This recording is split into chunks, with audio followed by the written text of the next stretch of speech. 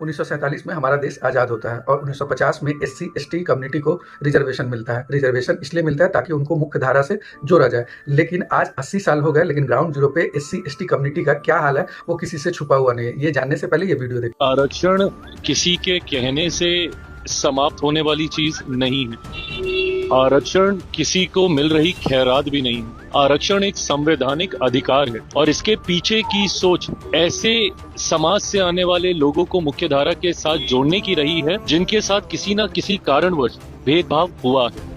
अब इस वीडियो में आप देख रहे होंगे कि जो चिराग पासवान जी है वो बात कर रहे हैं कि जो आरक्षण है वो खैरात नहीं है। बिल्कुल सही बात है, खैरात नहीं है। ये एक संवैधानिक अधिकार है, बिल्कुल एक संवैधानिक अधिकार है। लेकिन क्या ये जो रिजर्वेशन पॉलिसी आया था, क्या ये कुछ कुनबा के लिए आया था या सिलेक्टेड लोगों के लिए आया था या पूरा कम्युनिटी के लिए आया था? अगर ये पूरा कम्युनिटी के लिए आया तो आपको ही पता है कि जो चिराग पासवान जी आज हिमायती बन रहे हैं, उनके पिताजी 8 बार सांसदी जीते हैं और उसमें से हाजीपुर सीट से वो रहे हैं हमेशा से, और हाजीपुर एक आरक्षित सीट है। वैसे ही देखें तो जमुई वो भी एक आरक्षित सीट, ऐसे करके उनके पास 6 एमपी है।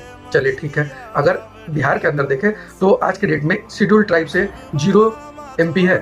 एमएलए में मात्र 2 सीट है उनका तो बात ही हटा दीजिए। पॉपुलेशन 1.28% है और जिस तरीके से उनका रिप्रेजेंटेशन है वो शून्य है। अब बात करते हैं एससी कम्युनिटी का, जिसके मुखिया चिराग पासवान और पासवान समाज के एक बड़े नेता है। तो क्या उनके परिवार में जब उनके पिताजी इतने बड़े कह सकते हैं कि ओहदा लेकर के बैठे थे और उनके परिवार में कोई एक जन भी ऐसा नहीं है जो एमपी एमएलए से नीचे है? उनके चाचा, उनके भाई, उनके जीजा, उनके भतीजा, उनके भगना, सबके सब सेट है राजनीति में। तो क्या ये जो एक तरफ सेंट्रलाइज पॉलिटिक्स खेला जा रहा है और बाकी लोगों को बोला जा रहा है कि ये रिजर्वेशन खत्म नहीं होगा? हम कहाँ चाह रहे हैं? कोई स्वयं नहीं चाहता कि रिजर्वेशन खत्म हो। स्वयं बस यही चाहते हैं कि जो लोग मतलब एससी एसटी कम्युनिटी से आते हैं, उनको, जो नीचे तबके के, उनको भी आगे बढ़ाया जाए, उनको भी पॉलिटिक्स में भागीदारी मिले, बाकी सारी चीजों में सेम भागीदारी मिले। ना कि कुछ लोग बस उस पर अपना कब्जा बनाए रखे और बस जात का राजनीति खेले और अगड़ा पिछड़ा करके लोगों को लड़ाते रहे। बाकी आपको क्या लगता है कि ये राजनीति की वजह से आज जो एससी एसटी कम्युनिटी के लोग हैं वो काफी पिछड़ चुके हैं या फिर स्वर्णों ने उन पर अत्याचार किया है? कमेंट करके जरूर बताइए। जय हिंद, जय भारत।